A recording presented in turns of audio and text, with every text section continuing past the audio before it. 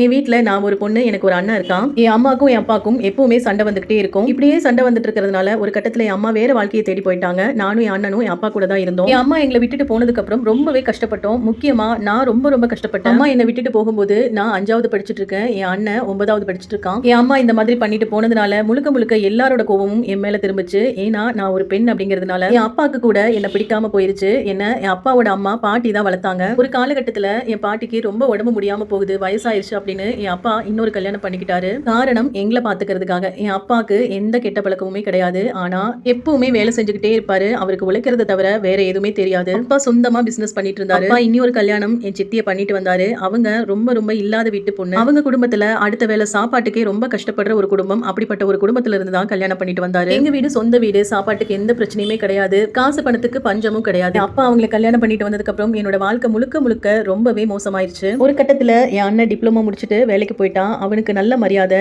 நான் பொம்பளை புள்ளையா பிறந்துட்டேன். என் அம்மாவும் வேற வாழ்க்கையை தேடி போயிட்டாங்க. அதனால பல அவமானங்களையும் பல உதாசீனங்களையும் நான் சந்திச்சேன். என்னோட சித்தி என்ன ரொம்ப ரொம்ப கொடுமை பண்ணுவாங்க. என் அப்பா அண்ணனு யாருமே கண்டுக்க மாட்டாங்க. ஒரு கட்டத்துல என் பாட்டியும் இறந்து போயிட்டாங்க. என் பாட்டி இருக்கிற வரைக்கும் அவங்க தான் எனக்கு நல்லாவே ஆறுதலா இருந்தாங்க. அவங்களும் போனதுக்கு அப்புறம் இந்த வாழ்க்கை எதுக்குடா வாழ்றோம் அப்படிங்கிற மாதிரி தான் இருந்துச்சு. எப்ப பார்த்தாலும் கொடுமை கொடுமை கொடுமை. என்னோட சித்தியோட கொடுமைக்கு அளவே இல்லாம போயிருச்சு. சரியா சாப்பிட தர மாட்டாங்க. இருக்கிற வீட்டு வேலை ஃபுல்லா நான் தான் செய்யணும். அப்பா கிட்ட ஏதாவது சொல்லி கொடுத்து எனக்கு திட்டு வாங்கி கொடுத்துட்டே இருப்பாங்க. என் அப்பாவை கல்யாணம் பண்ணதுக்கு அப்புறம் என்னோட சித்திக்கு ஒரு பெண் குழந்தையும் பிறந்துச்சு. அந்த குழந்தைய ரொம்ப வசதியான இடத்துல வச்சு பார்ப்பாங்க. ஆனா என்ன ரொம்பவே கொடுமைப்படுத்துவாங்க. என் அப்பா கிட்ட கூட மனசு விட்டு பேச முடியாது. சித்தி பேச்ச மட்டும் தான் என் அப்பா கேட்பாரு. +2 வரைக்கும் தான் படிக்க வச்சாங்க. அதுக்கு மேல என்ன படிக்கவும் வைக்கல. எப்ப பார்த்தாலும் நீயும் அம்மா மாதிரி தான் ஆக போற, நீயும் அம்மா மாதிரி தான் இருப்ப அப்படின்னு பேசிக்கிட்டே இருப்பாங்க. ஏன்னா இந்த வாழ்க்கையை வாழ்றோம் அப்படிங்கிற ஒரு கட்டத்துல தான் எனக்கு கல்யாணம் ஆச்சு. ஆனா எனக்கு கல்யாணம் ஆன குடும்பம் ரொம்ப ரொம்ப தங்கமான குடும்பம். என்னோட கணவர், என்னோட மாமியார், என்னோட நாத்தனார்னு எல்லாருமே என்ன தங்கமா தாங்குவாங்க. நான் பட்ட கஷ்டம், நான் பட்ட வழிகளுக்கு எல்லாத்துக்குமே எனக்கு கல்யாண வாழ்க்கை நல்லாவே அமைஞ்சது. அந்த வாழ்க்கையை கெடுக்கிறதுக்கு கூட என் சித்தி ஏதாவது திட்டம் தீட்டிட்டே தான் இருப்பாங்க.